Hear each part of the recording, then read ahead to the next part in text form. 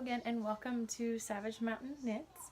I'm Heather, your host. Welcome back to all viewers that have viewed me previously, and welcome to all new viewers. Today is episode 4. Yes, episode 4 of the podcast. Hope you're enjoying thus far. I have a little bit of a cold, so I hope I don't sound too stuffy, but we're trying to soldier on. And we're in that period between Christmas and New Year's, so I'm not entirely sure what day it is or what's going on or where I'm supposed to be at the moment. But here I am. I decided to podcast now because I'm going to be going away for the next 3 days to visit my grandmother. So I won't be able to podcast then. Maybe I'll get a few shots of what I'm working on, but we'll see. Also, hopefully at the beginning of this video you saw a little bit of me working on my socks earlier. I had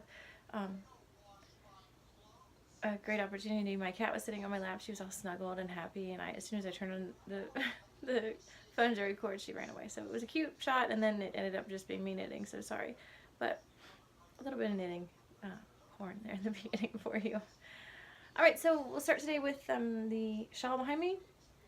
Today we have the Amulet Shawl by Helen Stewart. It's a little bit out of proportion because of the way that I have it hung on the wall. This is how I block my shawls, by the way. I don't have a blocking board or anything like that. I just have my wall, and I have different nails set up at different points on the wall, and then I'm able to block my shawls on the wall like that because they're usually too big for blocking it on the bed and that sort of thing. Alright, so Amulet Shawl by Helen Stewart. It's knit out of Knit Picks. Stroll is the light color, and Hawthorn is the dark. It's dark brown. It's like a chocolate color. I love it. It's because of the stroll being so soft. It was a very good choice there, and I like the color of it's in the Hawthorn range. So it was a neat project, and I think I completed it not this summer but last summer. So summer 2017, I completed it, and then it's a work staple for me. So okay, so let's go ahead and get into regular content then. Let's start with knitting. I don't actually have that much regular content today, so I'm going to go knitting, spinning, dyeing as I always do, and then at the end today I'm going to talk a little bit about the history of how I got into knitting and that sort of thing, so that you maybe can learn a little bit more about me, and also just to help the podcast be a little bit longer. So we'll start with knitting, and I have an FO and I have it on. This is my Peggy Sue, which I love. I'll stand up a little bit. Let me scoot back so you can see the cabling. Turned out really well. I'm happy with it. I was able to wear it Christmas Eve to Christmas Eve Mass and to the Christmas Eve party that I was talking about previously. Both of those things. Let me take it off a little bit so we can talk about the different items that I did want to talk about. I ended up going with I guess it's a 3/4 sleeve. My button's stuck, sorry. I'm stuck in my cardigan, I'll never get out. So did a 3/4 sleeve. You can see it came down to there before I slide it off. Just because the short sleeve that was in the pattern seemed a little bit too short for a Christmas sweater. Again, this is knit in Knit Picks Galileo in the Valentine colorway. Turned out really well. I especially love the cables.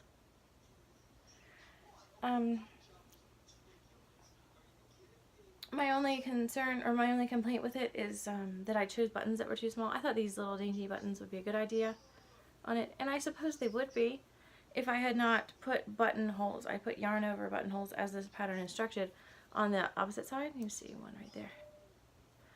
And what happens is these buttons just pop right out. So you stick one in there, and they just pop right back out. They don't even pretend to hold together.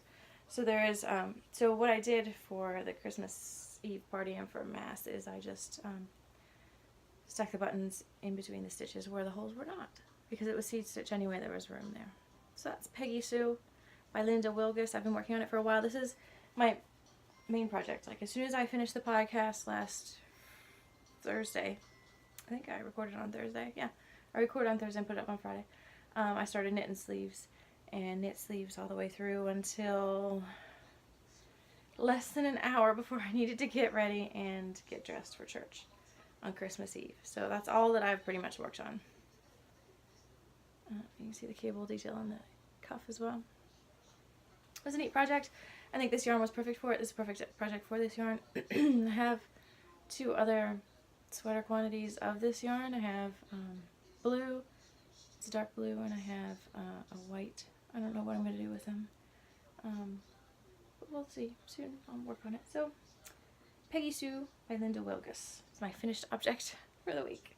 I think that's quite an accomplishment, I assume. I'm trying to find where to put it. I'm hot right now, so as I said, I'm sick, so I keep going from being freezing cold and I have all the woolen things on, and then I'm hot and I'm like ripping everything off. So so right now I'm in a hot spell, so I don't want to keep that on anymore. But it was a wonderful project. I was glad I got it finished in time, and I'm pretty sure it's going to work with other things for work. It's not, I mean, I know it's red. It's like a cranberry red color, but it's not too Christmassy to be worn for the rest of the winter. So it'll be good. And it was a good warm temperature for church. I struggle with church because you're so cold. At least in my area, it's so cold outside. You're all bundled up, and then you go inside, and especially on Christmas Eve Mass, everybody's there. So it's a lot of people and a lot of heat in the actual church. So, but I wasn't too hot in this. It's because it's 50% bamboo, 50% wool. It was less warm than all wool would be. Okay, so that's it for finished objects. So as far as whips go, then I can show you my Lovage sleeves. I have here, I think I've worked on them. I didn't really look back at the last podcast, but I'm pretty sure that I've worked on them since, I can't remember, it's been Christmas, right? And this is Knit Picks Rainforest is the colorway. Knit Picks palette in the Rainforest colorway, I'm sorry. And that's a pretty good representation. It's that deep teal with flecks of orange and purple and red in it. So I think I was about here. I can't promise. But as you can see, I've started my increases. I'm trying to get up. I want to make them 3/4 length, as I have been lately. And I need to get started on the color work soon because there's a whole color work repeat before I attach it to the body. And as you can see there, I want it to be about that length right there. And I have maybe 3 inches before the bottom of my t-shirt sleeve, which is approximately where I would assume that it should connect. So I want to get started on the color work soon. The color work on the body, it's not here. I was going to pick it up and show you. The color work on the body is about 1.5 inches, maybe 2 inches in depth. So I need to hurry up and get my stitch count up so that I can go ahead and start the color work on that and get that done, and then get it attached to the body and continue. So that's Lovage by Marie Wallin. So my other whip is these socks that I've been working on, and I said I was going to start for my grandmother, and that's where I'm headed this weekend, so I'm hoping to finish them while I'm there, or maybe in the car ride, but I'm supposed to drive halfway, so we'll see how that happens. This is the Hawthorn that I dyed over the summer. It's a beautiful mint green colorway, and these are the Skype socks, S-K-Y-P, not like the internet app, but Skype, S-K-Y-P, and that's the name of this stitch here. So that's why that is. And the toe is not showing up at all, the same color that it is. The toes are Knit Picks Stroll, I think in the Marine or Marina colorway. I mean, they're much more green than they're showing up here, so they actually kind of go better than what it looks like. And I have a little ball here left for the heels. I think this is enough for one heel, and then I have another skein over there that I can use. So, Skype socks. My only complaint about them is that the pattern, I forgot to write down the designer name on my show notes. I'm sorry about that as well. So the pattern says to have 56 stitches, and that's what these are, 56 stitch socks. And it has you set up with setup row and then start your pattern. But as you can see here, I feel like there should be another row of the Skype stitches here. I'm not entirely sure why it's offset like this. And I feel like I love the stitch and I want to do it again, but I feel like I'm going to make it even so that I don't have an offset stitch pattern. See, 1, 2, 3. I feel like there should be a 4th. There's not enough stitches here to do one, and it's not like I read wrong. I read it 3 or 4 times. So I don't know, just be crooked on her foot. She's not going to care. My grandmother just wants warm feet. She's not going to care. So if I do this again, then I'll probably set it up so that I have enough stitches across the front needle. I'm in these because she has teeny tiny feet, compared to me anyway. She wears a size 6, women's size 6 here in the United States. These are ready for a heel. I use my hand to measure. I lay the toe at the base of my wrist. So she's ready for a heel. So I stopped. I was sitting there knitting and I literally stopped and I was like, this is a good time to go ahead and pick up the podcast. So I went ahead to podcast with you guys. Alright, so those are the Skype socks, and I will put below what the designer's name is for you guys. Okay, so that's all for whips. I have not worked on Zweig. I have not worked on the Jimmy Shawlette. The Lovage you just saw, and the socks. I feel like I have another whip, but maybe I don't. I can't think of anything else right now that I've been working on. Nope. Okay, so we'll go ahead and move on to spinning. On the spinning front, I have not done very much either. I spun this little sticky outy section's worth of the Purple People Eater on Christmas Eve evening. It's been that long since I've had it to spin anything. And I stopped. I did about 10, maybe 15 minutes of spinning, and I stopped because, as you can see, it's a different thickness than this that I was spinning previously. So because I didn't do it in one sitting, it just wasn't flowing. It didn't want to spin as thin, and that made me a little bit upset with it, so I stopped. Because I'd rather it be consistent than be, there you can see a little bit more there. I'd rather it be consistent than not. And you can see it's overspun in some areas as well. It's got little parts where it's twisted back on itself. It just wasn't, I was doing 10,000 things, and you know how Christmas is. Christmas is crazy. I don't even remember where I'm at sometimes for Christmas. So that's pretty much all I've done for spinning. Dyeing. I haven't dyed anything this week. Again, this was something I dyed over the summer. And I have good news in that I received some Bear Wool of the Indies Sport and Wool of the Indies Worsted for Christmas. So I have some stuff to dye here. I don't have any, no immediate plans for these. I know that I want to dye for Hintermost. If you guys have seen on Ravelry, the Hintermost cardigan by Bristol Bristol Ivy, sorry Bristol.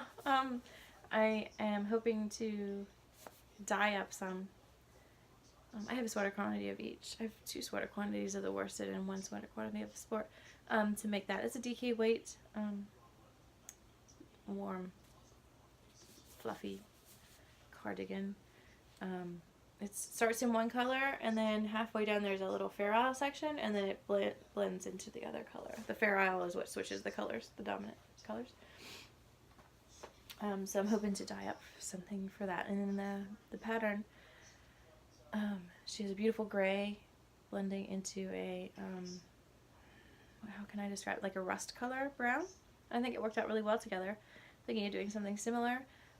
Maybe not so reddish brown at the bottom, but maybe more of this color brown that's in the background, maybe. We'll see. Or maybe a blue. I'm a blue person, obviously. So, okay, so that's my plans for dyeing with the Bear yarn. And then I'll show you a little bit of some of the other stuff that I dyed this summer. It was all in the same time, in July. So this is and I called it Sunset. It's got a little bit of dog hair stuck to it, sorry. This is Sunset. That's showing up perfectly. I did a yellow to fade to red in the dye pot is what I did. I love this peachy warm color that it got right in the middle in both sections. I love that. This is the Sunset, and it's on Knit Picks. I think it's called Rustic. And it's a fingering weight single ply. And that's what also, if you saw the Outlander mitts, that's also what those were dyed up in and knit in. So it's a single ply, so even though it's fingering weight, I can't use it for socks. They would just tear it up. So I'm thinking of doing a shawl with this one. Something simple, I think, like this. would show off the color best. So we'll see. I don't have any immediate plans to knit with this, but I did want to show it off since we were talking about dye. So this was Sunset that I did over the summer. And then this pretty blue. I did a blue to black fade. At least that's what I was trying to accomplish here. And it got almost black. It's not quite black. Which is fine. It didn't bother me. I just was experimenting with how to do the colors. So that's this. And it's the same base. It's a Knit Picks Rustic. I think it's called Rustic Wool. And it's single ply fingering weight. And it says, I think it's Peruvian wool. It's not. It doesn't feel like a merino. It's not a merino. It's a blend of some kind. I like this sky blue section, but I really like the deep blues as well. I like the almost black. It's a grayish blue is what it really ended up being. So this I do actually have immediate plans that I think I might knit it up with. I don't know, you guys can let me know what you think about this. I'm thinking about holding it double with this Hawthorn, and it's Blackbird is the name of the colorway. And knitting up a hat for my dad. I posted on Instagram not too long ago a couple of balls of yarn that I was planning on knitting up. He needs a new hat. He has a bulky weight hand knit hat from me from, I'd say at least 6 years ago. He needs something new, and it's too bulky at times, so I was thinking of doing a DK or a worsted weight hat for him. But all of the yarn that I have in my stash is DK or worsted weight just doesn't seem like his color. He looks best in black. And he's not into bright colors or anything like that. So even though this is pretty bright, I was thinking that this black, if I hold them double, might tone it down enough. And 2 fingering weights held together would certainly be, the equivalent of a worsted. Okay, so I'm thinking about holding these together for a hat for Dad. Let me know what you think. I think I'll probably maybe try it first and then see what happens. I had actually started a hat for him in some Swish, Knit Picks Swish that I had left over. And I did a whole cast on it and started, but I don't like, it's a very slippery yarn. It's almost, it's 80% acrylic, 20% wool. And you can see, I just don't like I'm knitting on a size 3 and it's still so loose that I'm not happy with that. So I only had a little bit of that left. My plan was to go black, maroon gray for him. These two are both, no, I'm lying. One of them is, this one is Prairie Spun DK. And this one is, I'm racking my brain and I can't think of what it is, but it's from my local yarn shop, and I knit my Quechua shawl in it, so soon you'll see the Quechua shawl up here, and I'll talk about this. This is a worsted and this is a DK. You can just barely see the difference, but I don't find that I struggle with making, and I made a hat for myself with the combination of these two. So that was my plan, but then I didn't like the way that the black was knitting up, so I decided to stop on that. So while I was stash timing, right, these two beauties ended up next to one another, and I said to myself, hey, look, they kind of go together. You can see this green in there. I would have never thought to put these two. This is my hand spun from the drop spindle, from the Turkish drop spindle. I don't know if I've showed this before. I might have. But when I saw that they kind of went together, I was like, ooh, that might be a pretty hat for me. I can knit all the hats all the time. I love, hats are my go-to. I knit, at least 5 hats a year, probably. So I think that might be pretty together as a hat. And I would have never thought to put them together, but when I was stash timing for that hat for Dad, I just happened to see that they were sitting next to one another and that they looked good together, so I said, hey, maybe. Alright, so in addition to that, I want to cast on, hopefully I'm going to take it with me. I'm going to take the socks with me on when I go on my trip to see my grandma, and I'm going to cake this up. This is the purple that I dyed for AJ's hat, my son's hat. So I'm hoping to knit him a hat while I'm there. It'll give me something to work on. And then the last thing that I'm going to talk about dyeing wise is that I'm seriously considering dyeing this roving. This is my roving from Paradise Fibers. It's superwash merino. It's deliciously soft, and I was thinking about spinning it up and then dyeing the yarn because that's what I'm used to doing. And then I got thinking to myself, why spin white and then dye it? Why couldn't you dye it and then spin it? And I've been watching Tiny Fibers Studio. I don't know if you've seen her podcast, but Bex is really great at talking about spinning and different spinning techniques that she's been using throughout the year. So I've been sort of flipping back through her podcasts over the year. And I think I found some spinning techniques that I'd like to go ahead and try. So if I dye that up ahead of time, then maybe I could experiment with some of those techniques and see the differences and how they spin up and that sort of thing. But I do still have a mountain of fiber that's already pre-colored that I could use, but we'll see. So those are my thoughts with dyeing for now. Okay, so we'll go ahead and move on to the last section, which is I'm going to call the other stuff section. I don't know what to call it yet. But I just thought that we were a little short on content today, so I might add in some information about the history about how I started knitting. I don't come from a knitting family. I've tried to help my mom knit before, and she threw her hands in the air and said that it was not for her, and we don't share that connection. She crochets, but only once in a blue moon, and she pretty much crochets blankets, and that's all. So my fiber interest does not come from her. So what happened was about 14, maybe 15 years ago, I moved out of my parents' house, my mother and father's house, and into my first rental, which was a cute little cottage in town, but it was a cute little cottage style building that happened to be my great aunt's. My great aunt was put in the nursing home at the time, and the family was not ready to sell the house yet, but they didn't want it to sit there empty either. So it's just sort of worked out for all of us. I was within walking distance to the college at the time that I was attending, and was able to go ahead and rent that from them. So that was wonderful. It worked out really well. Anyway, and because it was my great aunt's house, and because my great great aunt's house, and because she went to the nursing home, she didn't take any of her furniture with her or anything like that, which was fine for me because I was just starting out. I didn't have anything. I had a bed, and that was it. Bed and a dresser. So I was happy with all of that. But anyway, I was moving some furniture around one day after I just moved in, and her knitting needles rolled out from underneath of the couch. They were huge, size 13 straight needles. But I picked them up, and I was like, And I had spent a lot of time with my Aunt Ruth. Her name was Ruth. But not ever knitting. I had spent time with her, making Christmas decorations and playing games and baking and that sort of thing.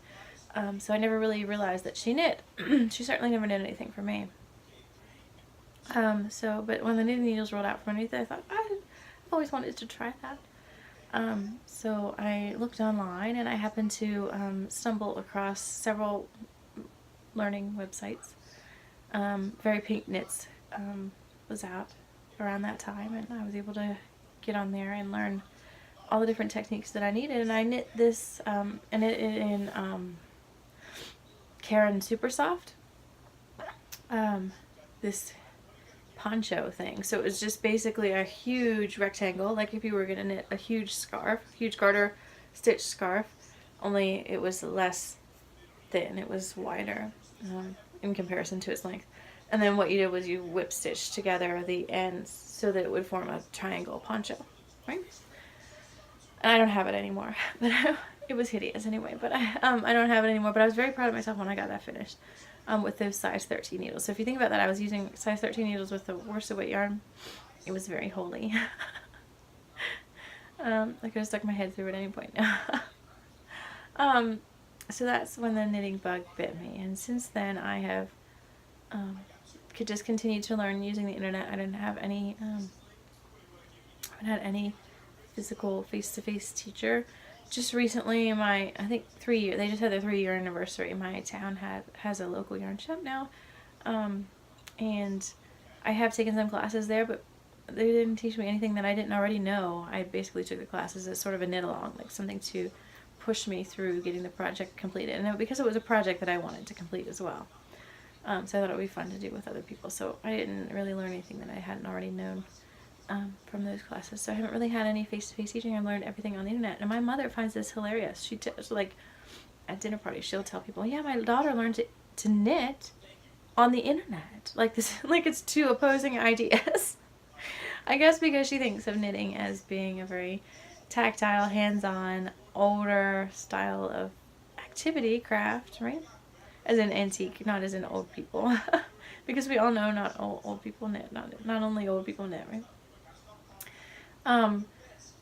And the internet being so new and then she'll say something funny afterwards, like, you can learn anything from that YouTube. So I learned how to knit from the internet. I've learned all of my techniques pretty much since then from the internet. And I very much enjoyed it. Very Pink Knits is my go-to if I have a question about any technique. She pretty much has a video tutorial on everything, and she's very good at explaining, very clear-cut, and she shows you step-by-step how to do all of the stitches. So if you have any questions, I had somebody ask me on Instagram the other day about socks. They wanted to know what was the best beginner sock. I would definitely say do a toe up, not cuff down, only because I struggled, and I still struggle with getting a cast on that is stretchy enough whenever I'm starting at the top of my sock to fit on the leg. Whereas if you start with a toe, I do I think it's Jenny's Secret Cast On or something like that. Anyway, you start right literally at the line of the toe and then build up from there with increases. So that works out really well for me, and then I can cast off. I use, now see, that makes me think that it must not be Jenny, because I use the Jenny's Jennifer's super stretchy bind off to bind off the tops of my socks. But anyway, so if anybody out there is interested in learning a good sock, go to Very Pink Knit. She has tutorials to go along with it, and then she has several patterns on easy socks, toe up and cuff down, and short row heel versus gusset, and all of the options. She has all of the options available. So that's my go-to, but I think the very first sock pattern that I downloaded, and no, I'm lying. The very first easy sock pattern that I tried was the Vanilla Latte socks. But the very first sock that I ever knitted, oh my goodness, where are they? I wonder where they are. I know they're somewhere in this house because I've seen them recently, but I can't remember where I've stashed them. I knit Hermione's Everyday Socks, which is a wonderful pattern. The heel was terrible. It was an Eye of Partridge heel. It was just terrible because I had never done a heel, and then I was doing an Eye of Partridge heel for my very first heel. I remember I was knitting them while we were camping. I remember that. Anyway, and I, for some reason, got it in my brain that it would be okay to knit it with lace weight, not fingering weight yarn. In addition to the fact that I used the same size needle, I used a 1 that I have always, that was recommended in the pattern that I always use for socks. And on top of all that, it was 100% pure alpaca yarn. So these socks are knee socks, which I thought was fine because I followed the number of pattern repeats that I needed to follow for the Hermione's Everyday Socks down, cuff down. And I did the heel and I did the foot, and they're knee socks. They're huge. They come up to my knees because the alpaca stretched that much, and because it's, you know, it's sort of a lacy pattern, and because it was lace weight sock yarn, or lace weight yarn versus being sock yarn. There's no nylon in it. I don't know what I was thinking. I don't know. I've learned so much since then. But anyway, that was the first socks that I knit. And then I put away socks and decided they were not for me for a long time. And then maybe 6 years ago, 7 years, maybe 6 or 7 years ago, I decided that was my goal for the year, was to knit socks. Because they were so intimidating to me. So I knit, and I still have those socks.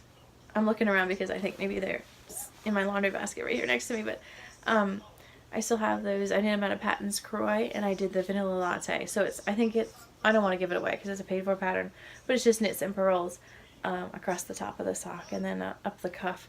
And I did do them toe up because I thought maybe that would be a good idea to try them toe up because of the cuff being so tight on those Hermione's But it was probably because they were up to my calf level that they were so tight. Anyway, I did them toe up and 2 at a time for the first time ever, and it worked out really well. And I still have those socks, and I still wear them. And they Patons Kroy for socks for me is one of the perfect sock yarns because it's so hard wearing. Between that, Opal and Regia, I mean, those socks could last a lifetime. So if you think about that, I've had those socks for 6 years, and I wear them weekly, because I wear each of my knit socks for the day, and then I set them aside and make sure I wash them all on the weekend and then start over again. So, and that's part of the reason why I said that I was going to start this knit along with socks, is because I just simply don't. I mean, I have enough pairs to get through the week, but some of them are not my favorites anymore. Some of them have shrunken a little bit and felted a little bit and just don't feel right anymore, so I need more socks. So I'm not counting this pair that's for my grandmother because they're not for me, but I am still planning on doing the knit along, even though I saw that Vine is going to go ahead and do her box of socks for this next year anyway, because she said it's sort of a tradition. But I don't think I'm stepping on any toes. There are so many sock knit alongs out there. I don't think it's stepping on anyone's toes to do another one. And you're welcome to double dip if anybody has any questions about that. I'm just going to try and make knit myself a pair of socks per month is my goal there. So, and I don't care. Those of you who are joining my knit along, it doesn't matter to me if you're knitting for yourself or for someone else. But for me, I want to make sure that I'm knitting them for myself. Alright, so sock knitting, and then I got into sweaters, and I did my very first sweater, which was flax, 3.5 years ago, probably, and I showed you that, that's been on a previous podcast. I think podcast number 2 was when I wore flax, and I love it. It's very comfortable. It's a perfect length. I should knit another one, not in that yarn. I should knit in a different yarn, but I love it. It's very comfortable. And so sweaters has been my goal for a while now, because I found after I conquered socks, sweaters were intimidating. I don't find shawls intimidating because you just, back and forth. But sweaters were intimidating to me because of the shaping and all of that. And they're getting much less so to me now. I completed the Peggy Sue in, a couple weeks with no issue. So if I could just get working on the Love It, if I could just get myself to finish that. And Zweig. So, that's the history of my knitting. I don't really have any goals at this point for the future of my knitting. I'm never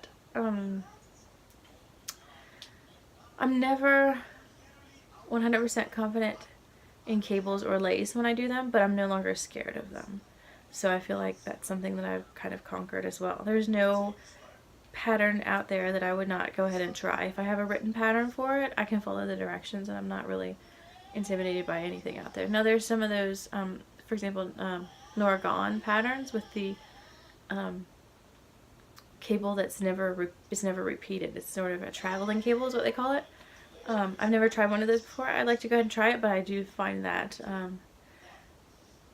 I don't know, I'm thinking of Babel's Traveling Yarns right now with their Epic. I find that epic. Like that, if I did a project like that, that would be epic for me. That it would take that much thought and that much time to be able to knit something with a never repeating cable traveling up it. Sweater size. So there's nothing really that I wouldn't try right now. And I'm very much into garments, very much into sweaters at this point. But I like I said, I love a hat. I knit a hat. I knit at least 5 hats a year. Like if I can't think of anything else to knit on and I sort of need a break, but I just want to knit, I knit a hat. And I'm happy with it, and it usually is done in a day, maybe 2 days, and then I feel like I've accomplished something and I can move on. So hats are definitely my go-to versus socks. So if you have any questions for me, let me know. You can put them in the comments below. I'll be glad to answer them as best as I can, as long as they're not too personal or too intricate. Thanks for joining me today. Again, this is Savage Mountain Knits, and on Instagram, I just noticed this the other day when I went to tag my Instagram. On Instagram, I'm Savage Mountain Yarns, not Savage Mountain Knits. So at Savage Mountain Yarns on Instagram, and I have set up an email for the podcast as well, and it is savagemountainyarns@gmail.com. You're welcome to contact me there. And thank you again for joining me today. Oh, the Savage Mountain Knits Ravelry group is there, and that is Savage Mountain Knits. And hopefully I will have some exciting dyeing to show you in the next podcast. And I'm hoping to get some spinning done, but I don't see that in my immediate future because of all the things, because of traveling and that sort of thing. I can't take my wheel with me, so so a lot of knitting and hopefully some dyeing for the next podcast. And I will see you next week. Thank you very much for joining me today, and I'll see you soon. Bye.